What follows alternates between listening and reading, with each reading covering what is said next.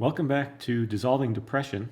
So I hope you're ready. This is our first dive into phase one. Things are going to get pretty interesting. So if you remember when we went through it earlier, phase one is where we're going to learn what is it that creates depression? What generates it? What produces it? And in this video, the first one in phase one, we're going to look at a very crucial fact about depression. We're going to look at how we acquire the weakness that provides the ground for depression to flower out of. Just like this little plant needs this ground in this jar to flower out of it, we're going to find out what's the ground that depression grows in. So that's coming up in this video. Stay with me.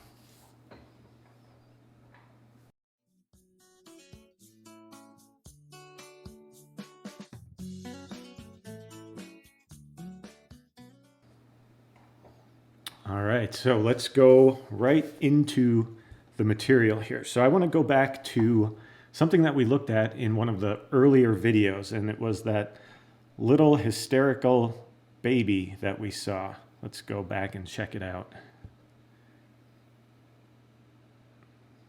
Do you remember this little guy or gal?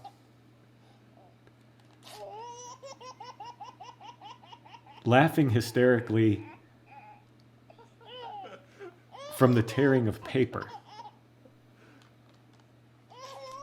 And it's an amazing thing to see a little person like this who has this incredibly well-developed sense of humor, that they can be so tickled, so joyful, and they're barely, I don't know, what, 4 months old, 5 months old, I don't know. I'm not a good judge of the age of children. But anyway, let's look at that, or keep that in mind as, wow, that's what we're born here as. Born into this life with this sense of innocence. We could really just stop there, but the joyfulness, playfulness. But then something happens. And over the course of our life, we end up finding ourselves in a condition like this. We've all been at a place like this in our lives. And some of you may be at this place right now. You know, what happens that we go from that innocent, joyful, humor-filled little presence to feeling like life is dark, feeling like there's no way out? Remember, we're going to find the way out of this condition, all the way out of it. I better clear that up. I'm going to share my path all the way out of it. And I think for many of you, you're going to find that it provides the light at the end of the tunnel that maybe you didn't think you were ever going to find. So how does this happen? Somehow, if you think about the situation, somehow, from the time that I was born until now, I've acquired some kind of limitation, or many limitations. Things that I was never afraid of before, I'm now afraid of them. A person that I was never afraid of losing or being without, now the thought terrifies me. So I started out not being afraid of these things, not being scared of these situations, but somehow I've acquired these limitations. Somehow, we're going to change the word now, somehow I've acquired ignorance. See the connection there. Somehow I've acquired ignorance. I showed up in life, I was born here, perfectly content, not a care in the world, able to laugh at the tearing of paper somehow. And then, over the course of the years, something happened. That was my natural state, that innocence. So somehow I've acquired the ignorance of my natural state. I was right there connected with it at the beginning of my life. So this is an interesting point. It's a change in viewpoint that I've actually acquired ignorance. You would normally think, no, ignorance, you're born with a certain level of ignorance and you're trying to clear that out over the course of your life to whatever degree you can. But we're saying, no, that ignorance can actually be acquired ignorance.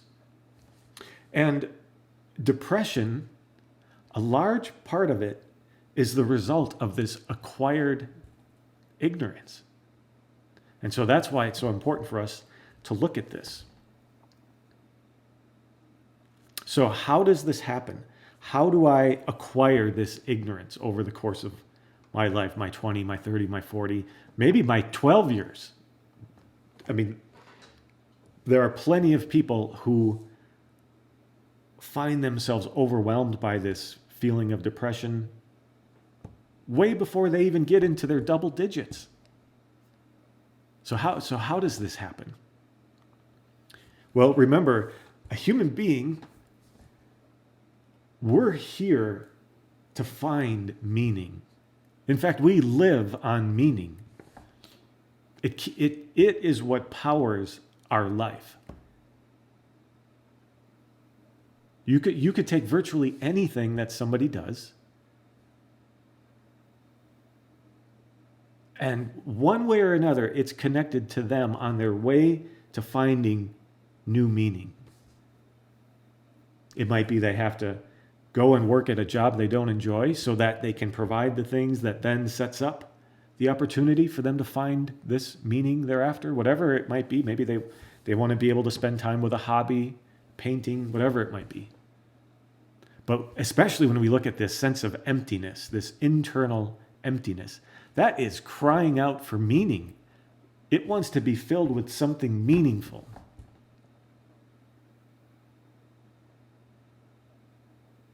So what happened? I'm this being who demands, who's built, I'm going to change the word, who's built with this hunger and this requirement for meaning. Well, I looked to the world. I didn't know how to find it, so I looked to the world. What's everybody else doing here? Are people here? What are they doing to fill this emptiness? And so all I can really do is follow suit with what I see out there, what I see mom and dad do, what I see my cousins, my relatives, my friends. What are they doing? Do they know the secret? Do you ever catch this part internally? I wonder, you're studying somebody who looks like they might know something about how to live a contented life. Do they know something? But I couldn't find a real, genuine source, a real direction on where to find real meaning. And so I settled. We all settled. Virtually all of us. I don't know of an exception. Maybe there's one out there. Maybe the child prodigy who's born with a love, and the love is so extraordinary, meaning a love for piano, a love for painting, a love for numbers. And it's so overwhelming that they're born with this extraordinary skill that the adults in their life, they help them. They help that little person move in the direction of answering and fulfilling that call with that particular hobby. But for the most part, we end up having to settle. And we do our best. But all we have are the examples that we see in the world.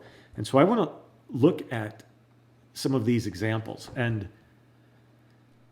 sometimes just getting a lot of examples of where we acquired ignorance by pursuing things in this world without hoping they would deliver something when they really couldn't deliver it. Wouldn't that be a good motto to explain the majority of human life up until we find something truly meaningful? It promised me contentment, it promised me happiness, and it failed to deliver. So let's look at some of these. How about this one? How about, I looked out and I saw everybody else around me doing this. I need this. I need somebody in my life to be happy. I need this particular person in my life to be happy. Let's bring up some images to go with this.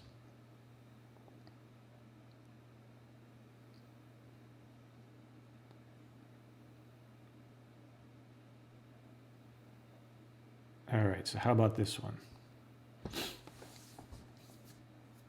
If I can just get the relationship, just get her to say yes, get him to say yes, then finally, I'll have a sense of security about life. I'll have something I can depend upon, something that's always there for me. But how many times have you seen this happen in relationships where you start with this intention, and what you essentially do is you name a relationship as the bullseye. This is the thing. This is the target. But see, when we become insistent upon any condition in life as the one thing that's going to provide this contentment, we end up doing this to ourselves.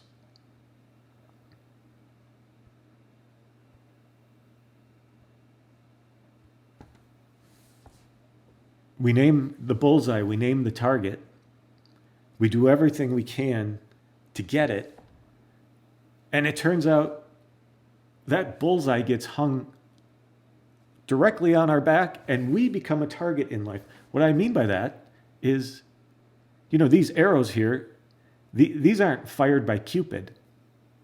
These aren't love arrows. Anytime we say, this is what I must have in order to complete myself, everything suddenly becomes a threat. Or to say it differently, I stand in a place where I'm under constant threat. The threat of that person leaving, the threat of somebody taking them away from me, they fall in love with somebody else, the threat of, what if this feeling changes? Do you remember that? I can remember this over and over again in relationships. I can remember, I'm in my car, my RAV4, I don't know how many years ago, this was many years ago, and I'm driving down the big hill into town.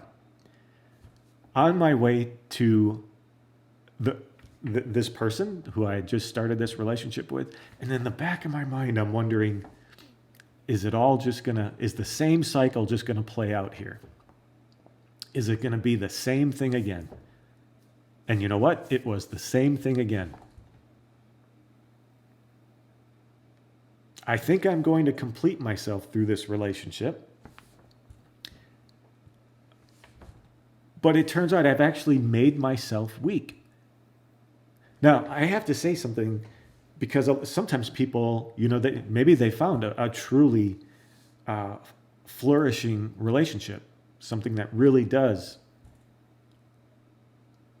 give them real rewards, which a relationship can. Every moment can. So it isn't that they found the magical relationship, they found the right relationship, the right relationship with this whole area of romance. See, we tend to look to it to save ourselves from our own emptiness. And when we do that, that's when we stand in this place of constant threat, because it can't rescue us from our own emptiness. It can fill it temporarily, but you'll always have this worry, this concern of it either being taken, of it walking out on you, or of the feeling just diminishing and going away. So every day my happiness is threatened. So what's the ignorance that was acquired when I turned to that relationship? The ignorance I acquired was, well, by having a particular person in my life, I will finally feel safe and secure. And it doesn't work like that. I don't end up safe and secure. Not at all. Quite the opposite. I end up being attacked. Not by the person necessarily, but by anything that threatens the situation. So I wrote down here a little hint about establishing a truly rewarding relationship. To have a truly safe and beautiful relationship, I first have to be content within myself. That's a must. So many relationships are built upon longing for somebody, longing for someone to be in my life to fill this emptiness. And that always builds this very fragile foundation. I'll probably do an entire talk on relationships and maybe eventually a whole series. But I think we'll do a talk coming up in the later part of this course. So let's move on to another one of these areas. How about all forms of finding happiness, contentment off in the future? So I've got a diagram to go along with this one.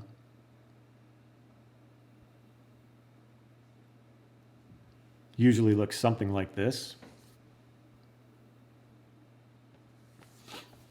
I can't wait till I open my little cafe. And what I'm imagining, it's going to be fantastic. And so I run after this, attempting to close the gap between myself and the happiness that seems to be imbued in this new condition of owning this cafe.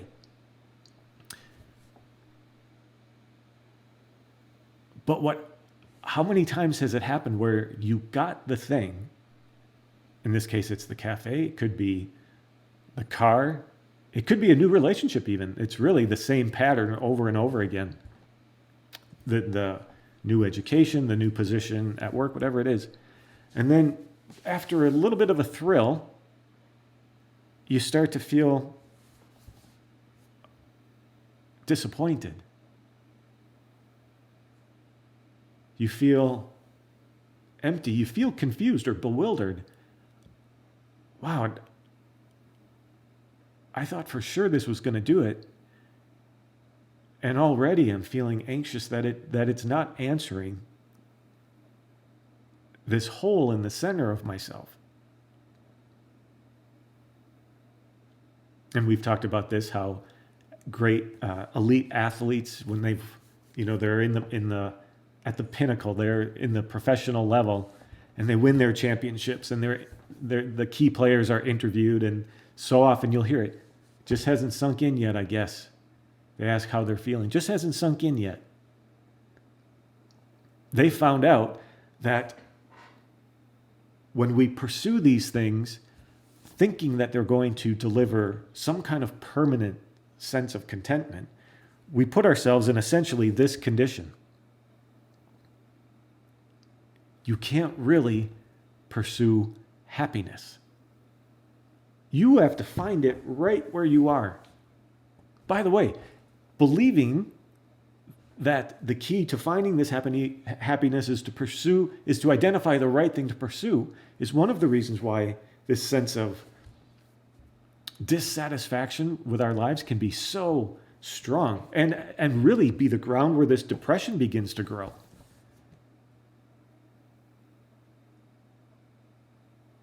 And this might be a good place to bring this into the picture. We're not saying there's anything wrong with wanting to open a business, have a relationship, or any of these other things we're going to look at. It's, what am I looking to them to do for me? If you have a love of business, a love of being with people in a cafe, go and do it. Enjoy yourself. But if the reason that you're doing it, if the reason I'm going after these things is that my life seems so empty and there's just a void, there's no real meaning in it, I'm turning to the wrong thing.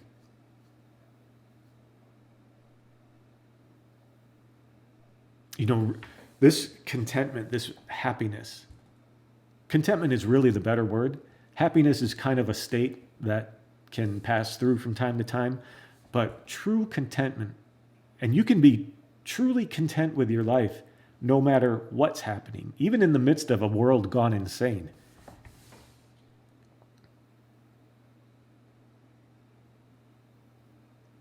You can know something of the real nature of life, the real nature of your own purpose in that life.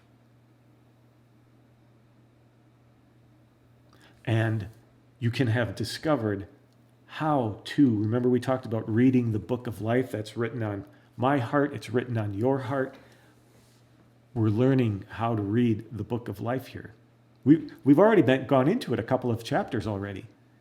What we're talking about right now, this is key to understanding the real book of life. We're reading chapters out of it. So when I'm genuinely content, it isn't because of anything in the physical world. It's not the product of something conditional. How could real contentment be the product of something conditional? Anything could come along and, like one of those hooks they use on the stage, pull that thing right off the stage and it's gone. And my contentment's gone. So, what was the ignorance when I turned to that business? What ignorance did I acquire? That this contentment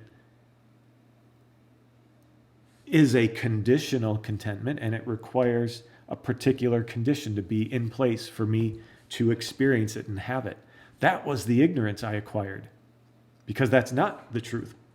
But I looked around me and I saw everybody doing the same thing, everybody going after something like this. And without knowing it, I acquired that ignorance.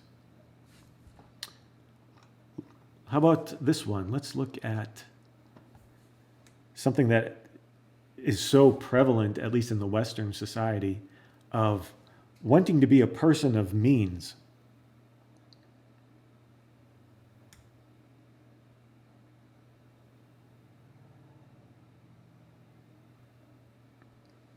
Somebody with a luxury lifestyle, or the jet setter.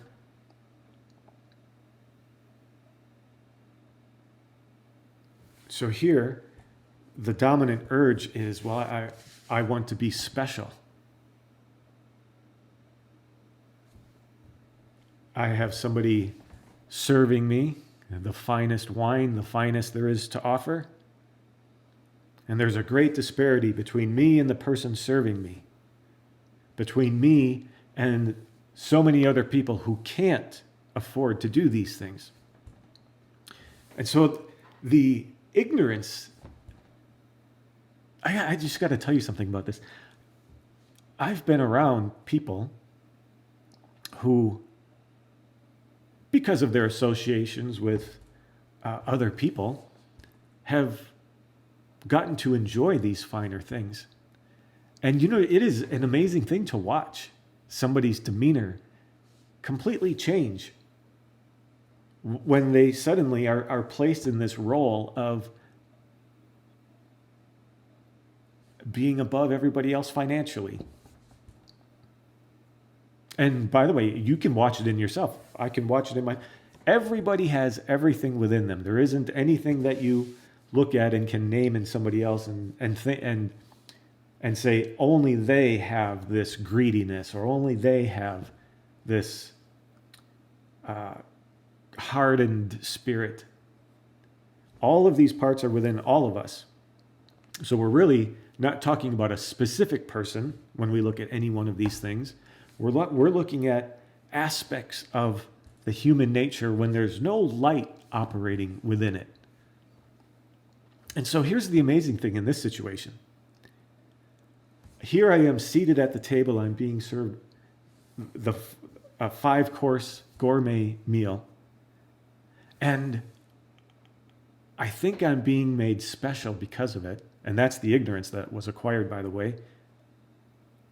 And I'm not really feeling special. Or to say it differently, my specialness that I'm deriving from this experience is actually separating me from other people. I actually feel isolated. I don't have a direct, one-on-one, genuine connection with the server there. Or here with the people who come to service the jet. I'm dismissive towards them.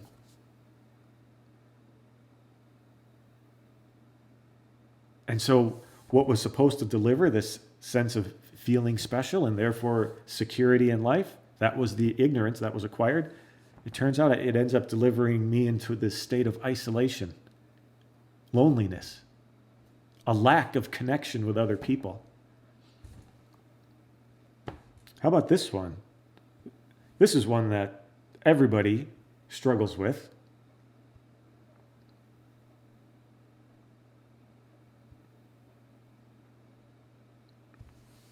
Putting on a false front, a mask, a fake smile.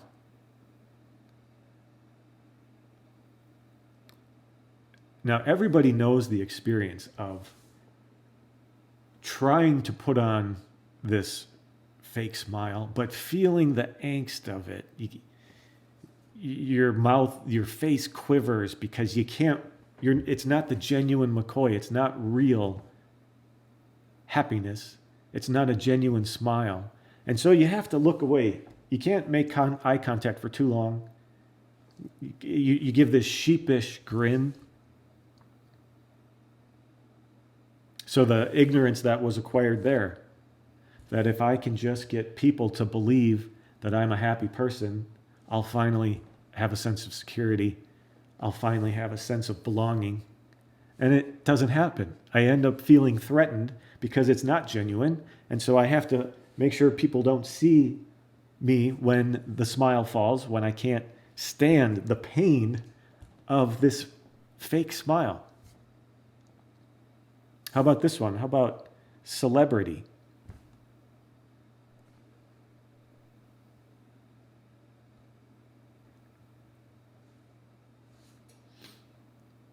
Wanting to be famous?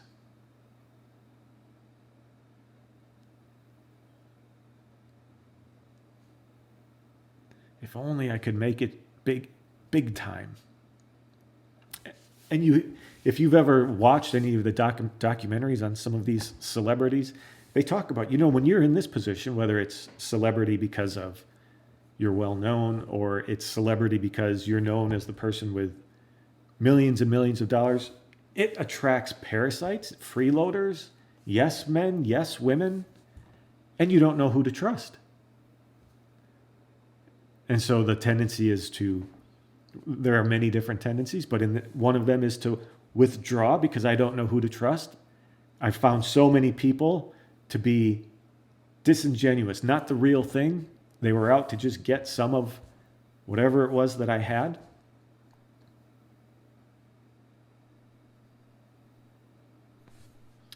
I'll finish off with this one. We could stay at this for hours, but let's finish with this one.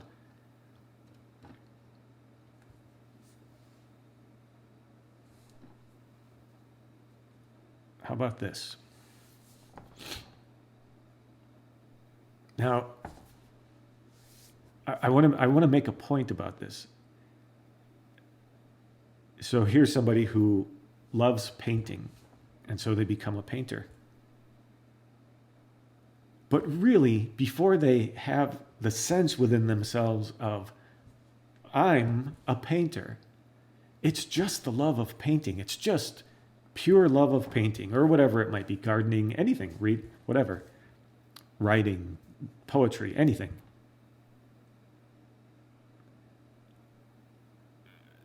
The love is pure initially, but then something happens and they become a painter. They've gone from a pure love to an impure knockoff love. And you see this happen over and over and over again. Where the thing that I started out doing because of the love of it, maybe it turns into my profession. Maybe I become so identified with being known as, I'm the painter. I'm the sculptor. I'm the writer.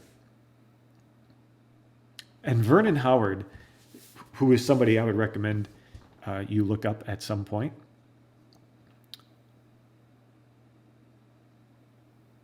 he has written some incredibly helpful materials, given some incredibly helpful talks. In one of his writings, he wrote this: the mind becomes corrupt anytime it calls itself anything.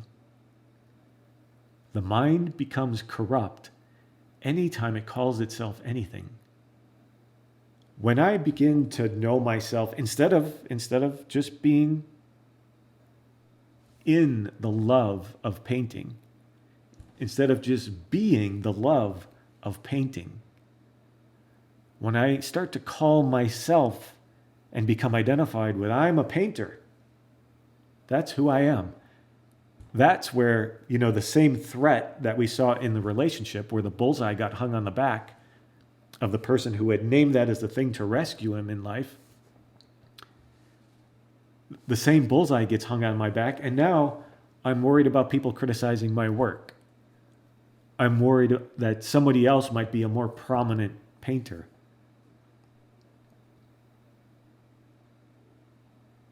So what was the ignorance that was acquired? Well, it was that by becoming identified with these things that are natural loves, I can make an identity for myself there, and by doing that, I will have a safe foundation, a security, a safety, something I can depend upon, and it doesn't end up happening. That was me acquiring more ignorance, because becoming identified with what I do doesn't provide me with safety. It makes me, once again, enter this place where I'm under constant threat. Who's going to criticize? Is my work going to be appreciated? I may not even be able to finish this painting because it's not measuring up to what I think the critic is going to demand. It's not as good as my last piece, whatever it might be. So why is this idea of this tendency to acquire ignorance, and the fact that the ignorance is acquired, that this is very important. The ignorance was acquired. Not I was born with it. I started out loving painting, and it wasn't a problem at all. In this state, it was not a problem. Just got home and I worked on my next painting. But when I suddenly became this, that was acquired. This identification with being a painter, that was acquired. The reason it's important is that if anything that has been acquired can be released, it can be seen through, it can be dropped. It is not a permanent attachment.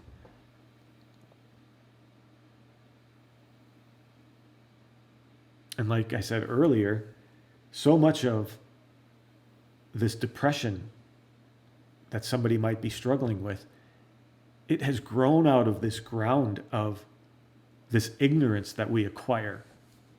Whether it's, I must have this person to be happy, I must have these people understand me, I must be seen in the eyes of others and recognized for my skill, my ability, and whatever it might be. And it's all acquired ignorance. Those things are not required. I don't need any conditions set up in my life in order to find this genuine contentment. I just need to begin to learn how to read this book of life, which is what we're doing here. We're learning about these relationships that we never knew were happening, but we learned about one in this very video. And this is part of reading the book of life. Wow, anytime I call myself anything, I become corrupt. Now, some of these things I understand. You're going to hear that and you're going to think, but I love my engineering work. What's wrong with calling myself an engineer? Again, we have to look at, well, I have to be very discerning about how do I see myself as an engineer? Can I suddenly be insulted when another engineer says, oh, no, you've made a mistake. You've completely misunderstood the assumptions for this kind of an engineering problem. This is a disaster waiting, so you get this intense criticism. What happens to me? Am I still this great engineer? Is there still the love of engineering, or do I feel like I've just been shattered by that criticism? So it's always, what am I doing internally with all of these things? So don't panic. Because we went through so many of these, relationships, business, these hobbies, these loves. And there might be this knee-jerk response of, what's the point of living if you're saying we can't do any of these things? And that's definitely not what I'm saying. Any one of these things, the relationship, the business, enjoying a fine meal, pursuing a love of painting or anything else, they can be done quite safely. The point is that they can also be done in a way that is self-harming.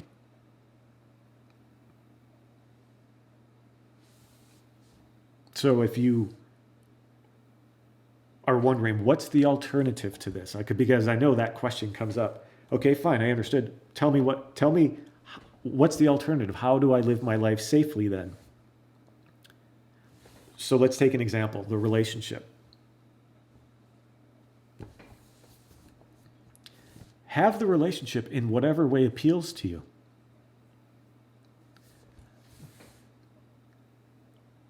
But in carrying out this new understanding, in trying to figure out, what might that look like? Have the relationship in whatever way appeals to you, but refuse to look to that relationship as the source of your future contentment. Just refuse to let your mind play those images of the future. Refuse to buy into the idea that this relationship is going to be the one to finally deliver this contentment. Just experiment with being in the relationship moment to moment, and turn your back on any thought that wants you to project into the future. Turn your back on anything internally that says, did he just look at somebody else? Also, a quote from Vernon Howard, one of the finest pieces of relationship advice ever. You could call it the secret to having a perfect relationship. Make no move to keep that relationship. Make no move to push it away. It's not coldness. That's not indifference. Make no move to cling to that relationship, and make no move to push it away. How many of us have ridden this roller coaster of, I want the relationship, and then you get it, now I want to push it away. And it just cycles over and over again.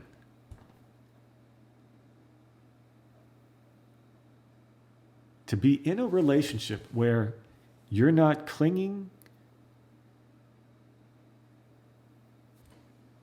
and where you're not demanding and you're letting that person be who and what they are,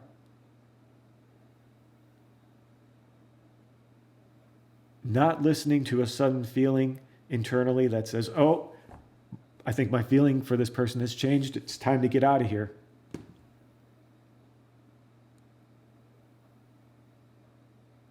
That's an entirely different foundation for a relationship. But again, we'll get into that in that future talk, or we'll do a series of talks on that. So one of the important things that you always have to remember, there are forces that are working slowly to build these limitations and this ignorance. If you look back over your life, it happened so slowly.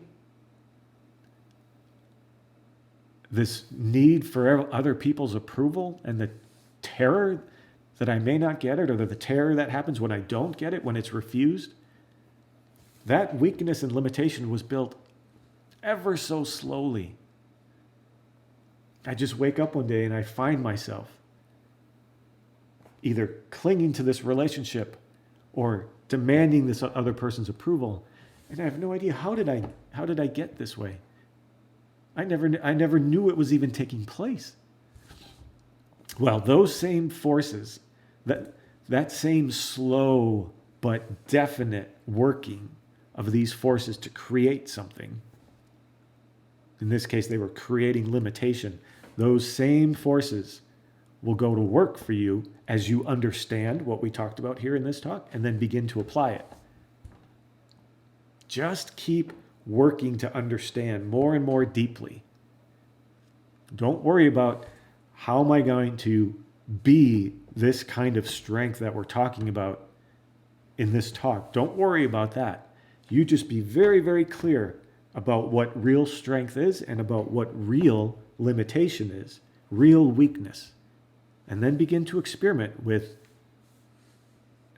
divesting yourself of all of these actions that were a part of that world of weakness and moving in the direction of this real strength. And yes, there's going to be uncertainty. It's going to be like, from time to time, it's going to be like getting a bucket of cold water just thrown into your face.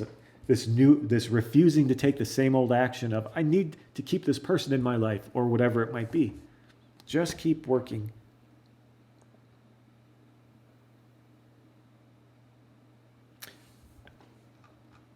I also have a note here about an exercise. I want to be sure to give you this exercise, some kind of exercise to work with, because you have to take the ideas once we discuss them and then take them into the laboratory, take them into your life.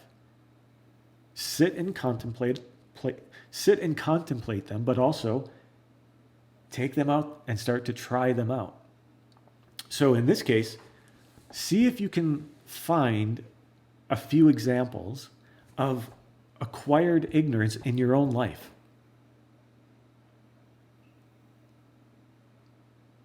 Look for a place where you thought this was going to be the source of strength. You thought this was going to be the source of security. And it turns out it actually worries me. I feel threatened by having this thing. I'm always feeling like I might lose it. Just see if you can find some of these examples. And make it clear to yourself, wow, this was acquired ignorance. I actually took on the idea that this thing will somehow rescue me, save me. And it turns out it actually was part of tormenting me. Don't worry about what to do after that. Just make some of these things very, very clear. And those forces that I talked about will go to work, slowly changing things. They won't let you be involved in those things in the same way. Slowly it'll happen. Slowly it'll happen. All right, so share in the comments what you're seeing about this. If you have questions, if we need a follow-up talk to address some points, you can put it in the comments. Otherwise, for our next talk, so we're going to look at an extraordinary hope that's hidden in our worst nightmare. An extraordinary hope hidden in our worst nightmare. It's going to be a fun talk, so that'll be coming up right after this one.